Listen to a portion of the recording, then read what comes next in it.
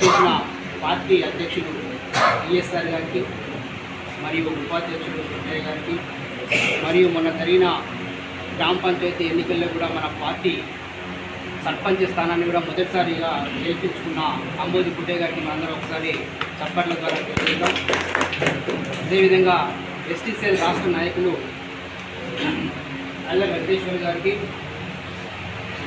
పూర సైదులు గారికి మరియు మన రాష్ట్ర నలుమూల నుంచి వచ్చేసిన నియోజకవర్గ ఇన్ఛార్జీలకు, పార్టీ అధ్యక్షులకు, ఖమ్మం జిల్లా నాయకులందరికీ పేరు పేరున వందనం, శుభాభివందనం.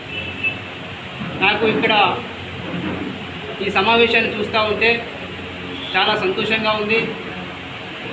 ఈ విధంగానే రాష్ట్రం మొత్తం కూడా అభివృద్ధి చెందాలని నేను మనసారా కోరుకుంటున్నాను.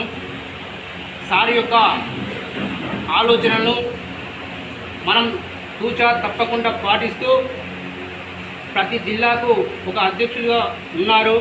వారు కూడా ఇదే పద్ధతిలో నాగేశ్వరరావు గారు ఏ విధంగానైతే ఇక్కడ ప్రతి ఓటర్ను కలుస్తూ ప్రతి డివిజన్లో మనకంటూ ఒక నాయకుడు ఉండాలనే ఉద్దేశంతో అహర్నిశలు కృషి చేస్తున్న నాగేశ్వర్ గారికి కూడా మరొకసారి ధన్యవాదాలు తెలియజేస్తున్నాం.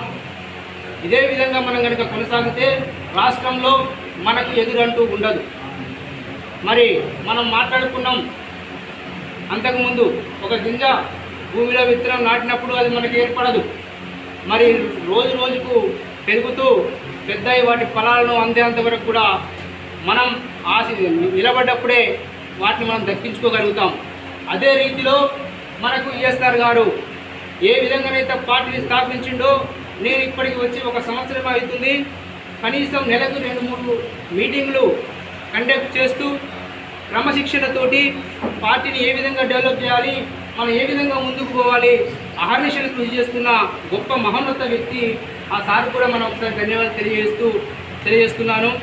ఎందుకంటే ఇప్పుడున్న పరిస్థితులలో రాజకీయ వ్యవస్థ అనేది చాలా ఆర్థికంగా ఉన్నవారికి అవకాశాలు దక్కుతున్నాయి. కానీ సామాన్యులకు రాజకీయం అనేది ఉండాలంటే కొత్త పార్టీలు పుట్టుకొచ్చినప్పుడే అవకాశం వస్తుంది. అలాంటివన్నీ మనం ఉదాహరణగా తీసుకున్నాం. కానీ ఇప్పుడు ఆధార్ పార్టీ అనేది మన సామాన్య ప్రజలకు అందుబాటులో ఉండే విధంగా మన పేద కుటుంబం నుంచి వచ్చిన